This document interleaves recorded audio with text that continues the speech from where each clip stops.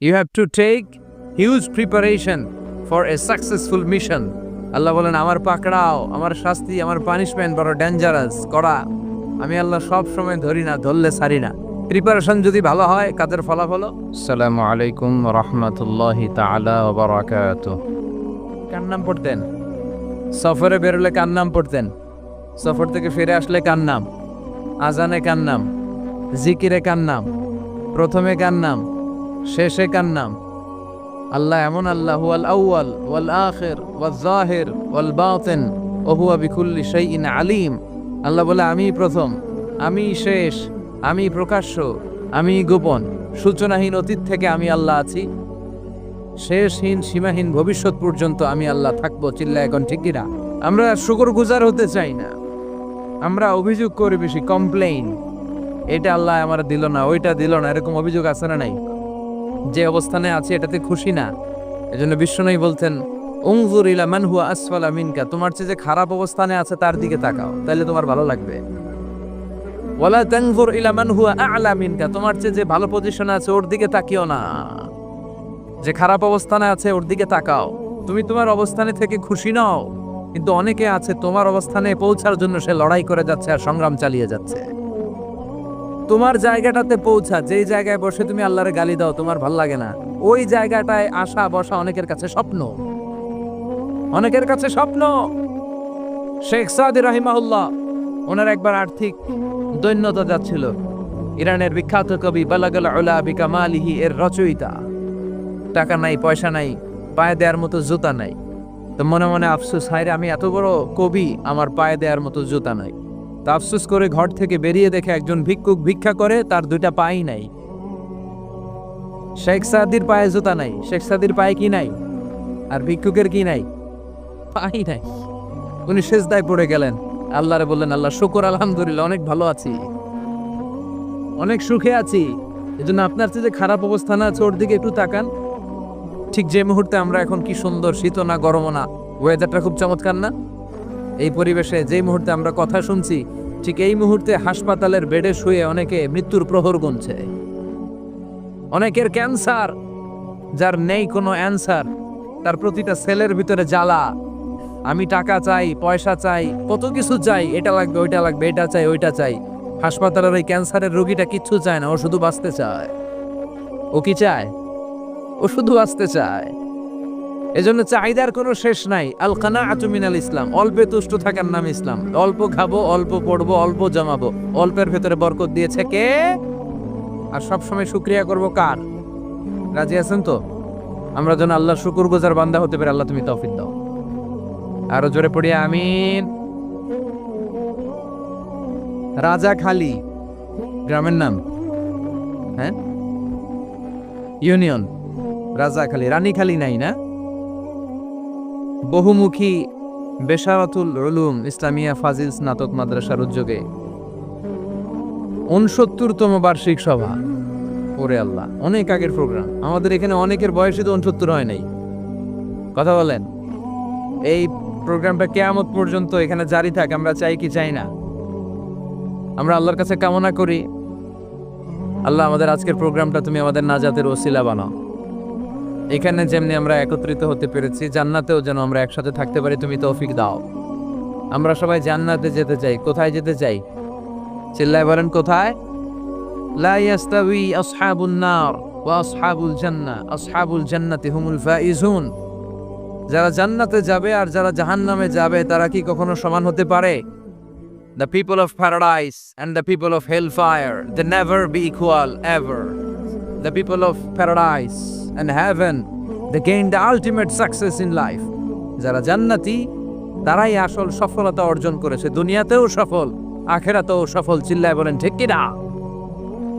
এখন the decision is yours, সিদ্ধান্ত আপনার যে আপনি কই যাবেন, আপনি কই যেতে চান, জান্নাতে না জাহান্নামে?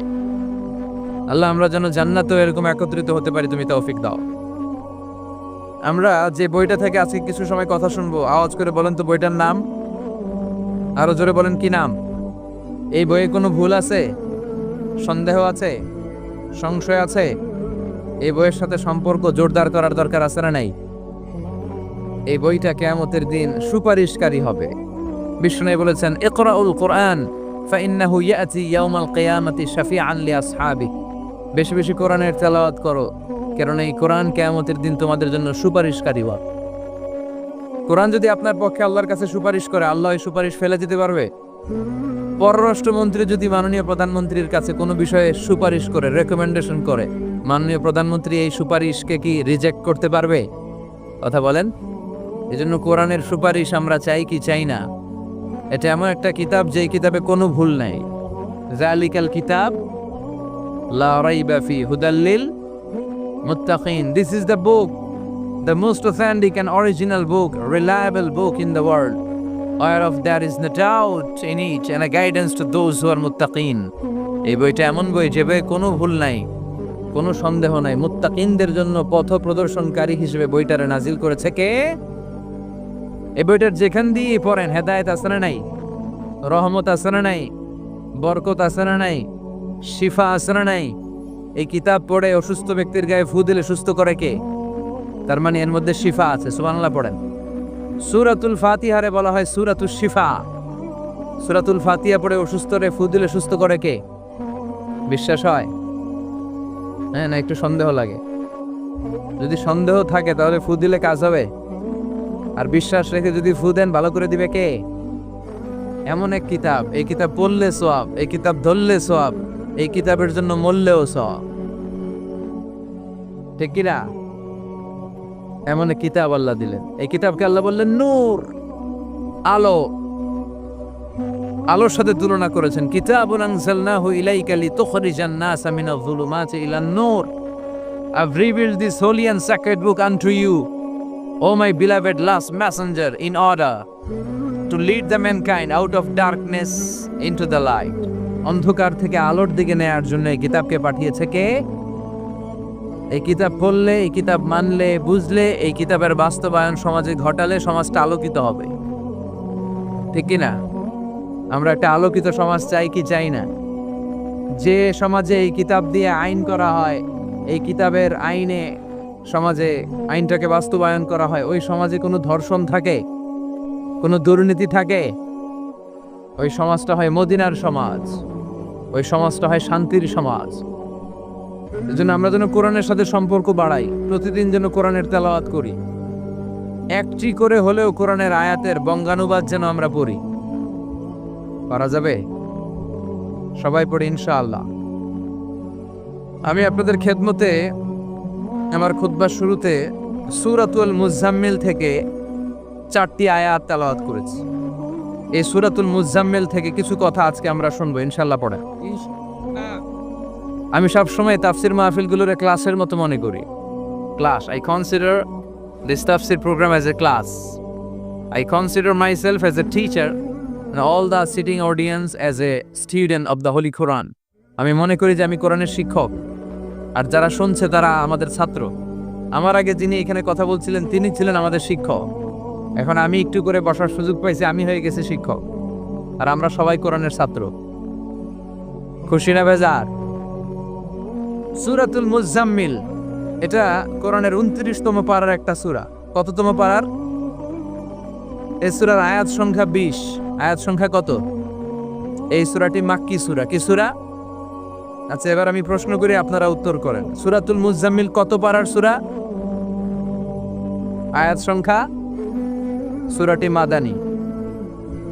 হ্যাঁ, মাক্কি সূরা। আলহামদুলিল্লাহ পড়েন। এই সূরাটি আল্লাহ তাআলা বিশ্বনবীর নামে ডেডিকেট করেছেন। কার নামে? বিশ্বনবীর অনেকগুলো সুন্দর সুন্দর নাম আছে, শুধু মুহাম্মদ সাল্লাল্লাহু আলাইহি ওয়াসাল্লাম এটাই ওনার নাম নয়, এটা ছাড়াও ওনার অনেক নাম আছে। ওনার একটা নাম আছে আহমদ। কি নাম? ইয়াতি মিন বাদি ইসমুহু আহমদ। মুহাম্মদ ওনার নাম, আহমদ ওনার নাম, তাহা ওনার নাম, মুজাম্মিল এটা ওনার একটা নাম, মুদ্দাসসির এটা ওনার একটা নাম, আবুল কাসেম এটার ওনার একটা নাম, কুনিয়াত। তো বিশ্বনবীর নামে এই সূরাটাকে ডেডিকেট করেছে কে? বিশ্বনবীকে আল্লাহ তাআলা এই সূরার ভেতরে অনেকগুলো ইনস্ট্রাকশন, গাইডলাইন দিয়েছে, পথ নির্দেশিকা। এগুলো আমাদের জীবনেও কাজে লাগবে, ঠিক কিনা? তো এই আল মুজাম্মিল বিশ্বনবীর নামে ডেডিকেট করা একটি সূরা। আবার এই নামে আমাদেরও অনেকের নাম পাওয়া যায়, আছে না নাই? এখানে মুজাম্মিল ভাই কে কে আছে দেখি? মুজাম্মিল কেউ আছে মুজাম্মিল নামে? আছে তো, মাশাআল্লাহ। আল্লাহ মুজাম্মিল ভাইদেরকে তুমি কবুল করো। তো এই সূরার একটা কেন্দ্রীয় আলোচ্য বিষয় আছে, central subject matter, central theme of the সূরা আল মুজাম্মিল। এই পুরো 20টা আয়াতে আল্লাহ কি বুঝাতে চাইলেন, আগে সংক্ষেপে এটা আমি বলি। এই পুরো সূরার ভেতরে কেন্দ্রীয় যে আলোচ্য বিষয়টা আল্লাহ আমাদেরকে জানাতে চাইলেন সেটা হচ্ছে আমাদেরকে যে কোনো কাজে নামার আগে নিজেকে প্রস্তুত করে নিতে হবে। বুঝতে পেরেছেন? You have to take huge preparation for a successful mission. আপনি যদি কোনো মিশনে নামতে চান, আপনাকে you have to take preparation, you have to be prepare. নিজেকে প্রস্তুত করে নিতে হবে। বিশ্বনবীকে আল্লাহ তাআলা বড় একটা মিশনে নামাবেন, নবুয়তির মিশন, দাওয়াতি কাজের মিশন, আল্লাহর জমিনে আল্লাহর দ্বীনকে বাস্তবায়নের মিশন, পৃথিবীর বুকে কালিমার পতাকা গেড়ে দেওয়ার মিশন। চিল্লা এখন ঠিক কিনা? এত বড় মিশন যে নবী পালন করবে, ওই নবীর প্রিপারেশনের দরকার আছে না নাই? তাহলে এই পুরো সূরার মূল কথা হচ্ছে প্রিপারেশন ফর এ মিশন, মিশনের জন্য প্রস্তুতি গ্রহণ করা। Good preparation is a prerequisite for a successful mission.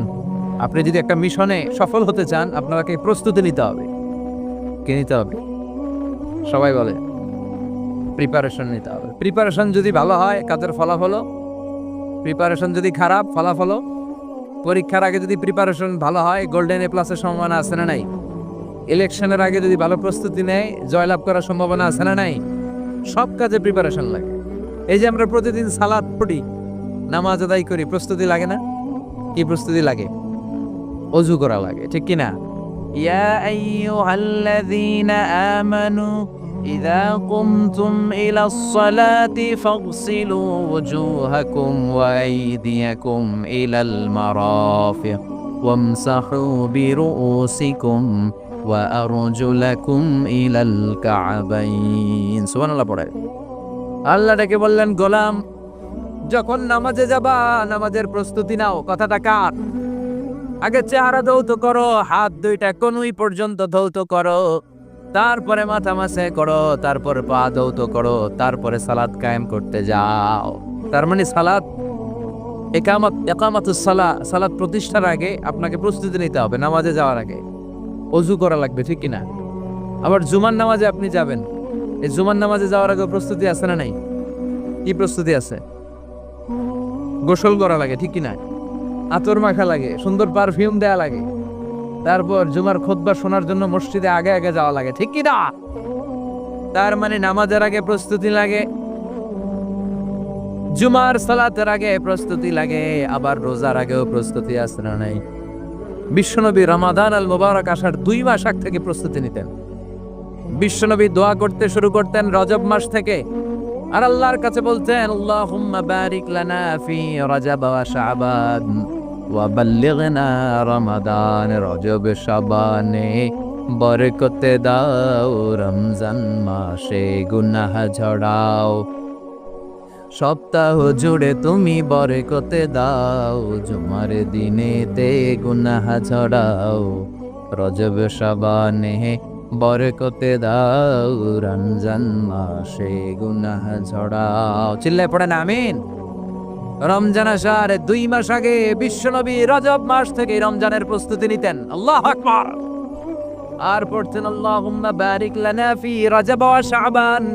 ও আল্লাহ, রজব আর শাবান মাসে আপনি বরকত দেন। ওয়া বাল্লিগনা রমাদান, রমজান মাসে পৌঁছে দেন।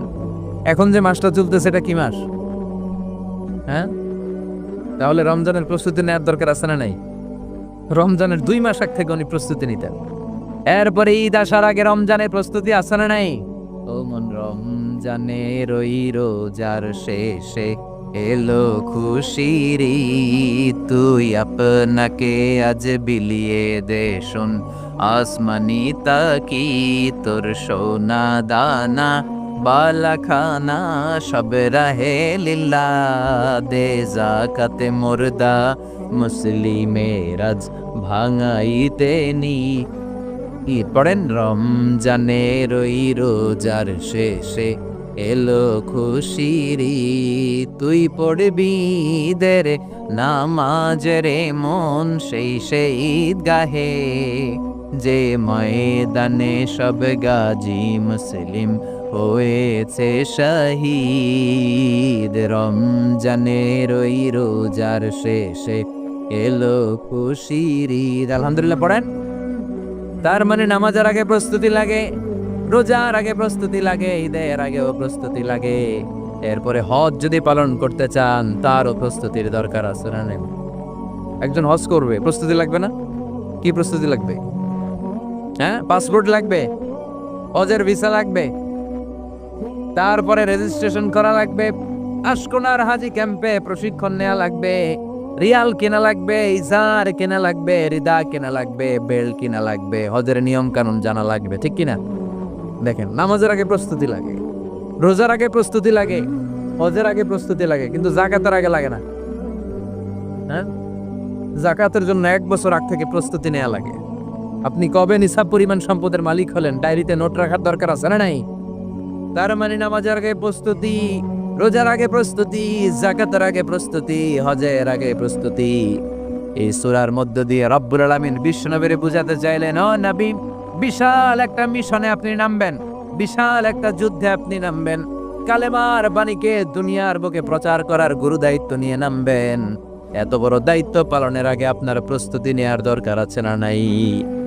বিশ্বনবীকে প্রস্তুতি নিতে বললেন। তার মানে এই সূরার কেন্দ্রীয় আলোচ্য বিষয় হচ্ছে you have to take a very good preparation for a mission. আপনি কোনো কাজে সফল হতে হলে আপনাকে প্রস্তুতি নিতে হবে। ভালো প্রস্তুতি ছাড়া সফল হওয়া যাবে? আবার যুদ্ধের ময়দানেও যখন আমরা যাই, বিশ্বনবী যেতেন, প্রস্তুতি ছিল কি ছিল না? আল্লাহ বললেন, ওয়া আ'ইদ্দু লাহুম মাসতাতা'তুম মিন কুওয়া ওয়া মির রিবাতিল খাইল তুরহিবুনা বিহি আদুওয়াল্লাহি ওয়া আদুওয়াকুম। আল্লাহ দেখে বলেন, গোলাম, যুদ্ধের ময়দানে যাওয়ার আগে ভালো করে নিজেদেরকে প্রস্তুত করে নাও। ওয়া আ'ইদ্দু লাহুম মাসতাতা'তুম মিন কুওয়া, তোমাদের শক্তি সামর্থ্য যা আছে সব প্রস্তুত করে রাখো। সবকিছু প্রস্তুত থাকবে মুসলমানদের, মুসলমান থাকবে সদা জাগ্রত, সদা প্রস্তুত। চিল্লায় বলেন ঠিক কিনা? প্রস্তুত থাকতে হবে যুদ্ধের জন্য। আমরা যে যোদ্ধা, আমরা ভুলেই গেছি। আমরা যে যোদ্ধা জাতি, আমাদের রক্তে যে যুদ্ধের ঘ্রাণ, এটা আমরা ভুলেই গেছি। আল্লাহ বললেন, ওয়া আ'ইদ্দু লাহুম মাসতাতা'তুম মিন কুওয়া, শক্তি আর রসদ জোগাড় করে রাখো। তুরহিবুনা বিহি আদুওয়াল্লাহি ওয়া আদুওয়াকুম, এই শক্তি আর সম্ভাবনা দিয়ে আল্লাহর দুশমনদেরকে তোমরা ভয় দেখাবা। মির রিবাতিল খাইল, ঘোড় সাওয়ারগুলোকে প্রস্তুত করে রাখো। বর্তমানে তো ঘোড়া টোরা নাই, এখন প্রস্তুত করে রাখতে হবে অ্যাটম বোমা, ঠিক কিনা? এখন রাখতে হবে AK-47, rocket launcher, drone, missile, ballistic ক্ষেপণাস্ত্র, রণতরী, যুদ্ধ জাহাজ, ঠিক কিনা? গোটা বিশ্বের মুসলমানদের একটা সেন্ট্রাল মিলিটারি দরকার। 50টারও বেশি মুসলিম দেশ, আমাদের সেন্ট্রাল কোনো লিডারশিপ নাই, আমাদের কেন্দ্রীয় কোনো মিলিটারি নাই। যদি আমাদের একটা মিলিটারি থাকতো, সিরিয়াতে আক্রমণ হয়েছে আমাদের বিরুদ্ধে, আমাদের মুসলিম মিলিটারি সেখানে প্রতিরোধ করে তুলতো। চিল্লা এখন ঠিক কিনা? আরাকানে আক্রমণ হয়েছে, মুসলিম মিলিটারি প্রতিরোধ গড়ে তুলবে। ফিলিস্তিনে আক্রমণ হয়েছে, আমাদের মুসলিম মিলিটারি প্রতিরোধ গড়ে তুলবে। কিন্তু আমাদেরকে নেতৃত্ব দেওয়ার মতো কেউ নাই, আমাদের শক্তি সম্ভাবনাকে জোগাড় করে রাখার মতো কেউ নাই। এক রিসেপ তাইয়েব এরদোগান গোটা বিশ্বের যেখানে মুসলমানরা নির্যাতিত ওখানে ছুটে যায়। সে একা কি করবে? এরকম 10টা এরদোগান যদি আমাদের হাতে থাকতো, মুসলমানদের দিকে চোখ রাঙিয়ে কথা বলার সাহস কারো ছিল না। চিল্লা এখন ঠিক কিনা?